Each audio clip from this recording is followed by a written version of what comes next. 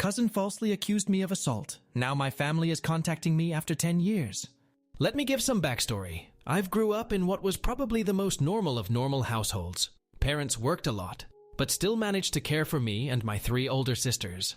We were never super close as a family, but never had any issues either. Same goes for my extended family. They always lived a few hours away, but we saw each other during summer holidays or Christmas and always got along great. But when we got older, we naturally grew apart as everyone had their own lives. I'm 31 now. In 2014, when I was 22 and attending uni, I got a phone call from my mother that turned my life upside down.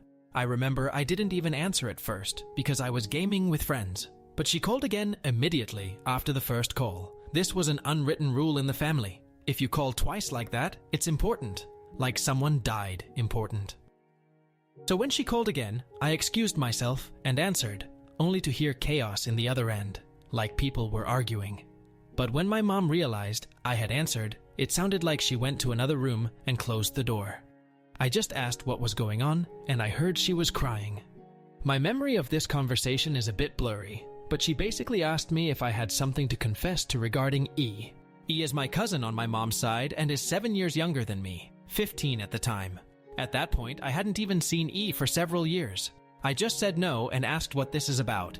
She just cried even harder and started accusing me of sexually assaulting E back when we were children. That E had told everything to my sister, and that my sister told my mother and my aunt. E had told them that back when she was 9 and I 16, she'd been playing in my room when I came in and started feeling her under her clothes and kissing her. My mother screamed at me to say something, but I couldn't even speak. It was all so absurd. I remember thinking, that must be some bad joke. The last thing I remember saying was that it's not true and that E is lying. But then my mom goes on saying that how E gave such a detailed description of where and how. Then she kept asking something like, "Did you do this? Did you do this?" And I just screamed back at her, "No," each time. It all ended with my mom putting me on speaker and both my mom and dad saying that they don't want anything to do with me and never to contact them again. 2 of my sisters texted me later that day, pretty much saying that I'm disgusting and then blocked me. I know it's weird, but after that call, I went to have a long shower. To this day, I still don't know why I did that. After calming down, I started calling and texting everyone, even E. No one answered, and the ones who hadn't blocked my number by then quickly did so. The only thing I heard back was from my father, who texted me to stop contacting them, and that they need to heal. That was 9 years ago, and I haven't spoken to anyone in my family since that day. To say this effed me up is an understatement. I was living in a haze for weeks after that, and hardly ate at all. It didn't help that this was right before I was supposed to defend my bachelor's thesis, and was already stressed out. Luckily, my co-writer sensed something was up and saved me by controlling the conversation so that I got the easy parts. Without him, I would have failed. Needless to say, no one came to my graduation. Then started the worst period of my life. I spent the first year expecting the cops to knock on my door and arresting me for sexual abuse. I didn't land any jobs, just living off my saved money. I drank a lot and did oxy. I also grew resentful and violent. The only reason I didn't hurt anyone is because no one was around. My neighbor called the cops on me once after I had smashed a glass, but I managed to convince the officers that I had just dropped it, and they went away since there were no others inside my apartment. Instead of sleeping, I spent my nights planning how I could hurt E and make sure no one ever found out. Even thinking how I could actually do the things she'd accused me of, but much worse. I know, I'm not proud of that. I landed my first real job in my field in late 2015. Only then did things start to improve. I focused all my time on my job, as it gave me something normal to do. Recovery was a slow process, but I drank less, sober now for 4+ years, and smiled more.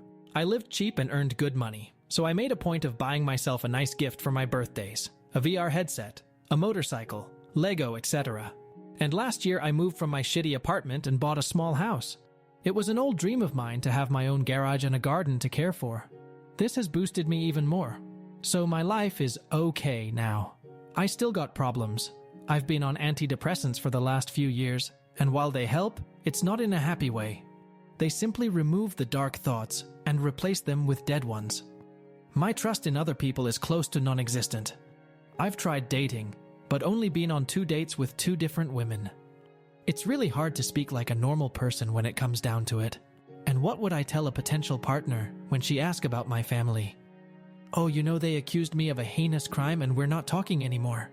But I didn't do it. I swear. My field is very male-dominated, so the only woman I really speak to is my therapist, who I like a lot. If this text was difficult to follow, I apologize. I'm not good with words on the best of days, and I started rambling a bit when it all came back to me. It's already getting long, so I will fast forward to my current issue. A few days ago, I received a text from my mother. It felt unreal, and I was scared to open it at first, so I just stared at the notification for hours before opening it. Yesterday, another text followed. Translated, they basically say, Text 1. Hi, it's been so long since we talked. We miss you and want to know how you're doing. Know that we love you and always will. Mom and Dad. Text 2. Hi, we understand if you don't want to talk to us after what happened, but please listen. Last month, the subject of you was brought up at a family gathering. During this, E was downplaying everything that had happened to her. It got so awkward that she finally admitted that nothing happened and that she probably just dreamt it. We were all appalled by this. When we last spoke, we wanted to protect E and did the only thing we thought we could do. We know that's not excusing how you were treated. What E did was wrong, and we're all angry at her. We have called everyone that knew and told them the truth.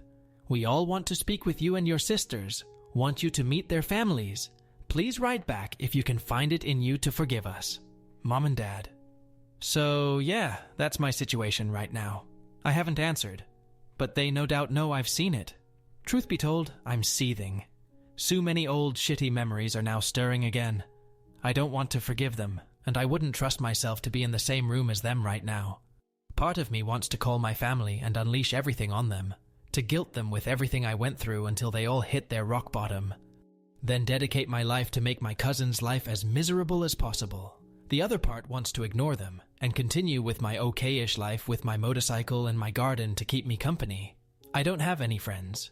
The only people I speak to are my coworkers, but we're not really close. I've called my therapist's clinic, but they told me she's on vacation and won't be available for weeks, and I don't want anyone else than her. So that leaves internet strangers. So please, where to go from here? Do I ignore them and continue as is? Or do I answer? And if so, what to even write? I'm pretty sure meeting them in person would be a bad idea for a foreseeable future, but I'm not even sure how my life can improve from picking up those old threads. As embarrassing as it may sound, I've dreamed about the day when they apologize to be them, throwing themselves to the ground and kissing my feet. Texting seems so anticlimactic now.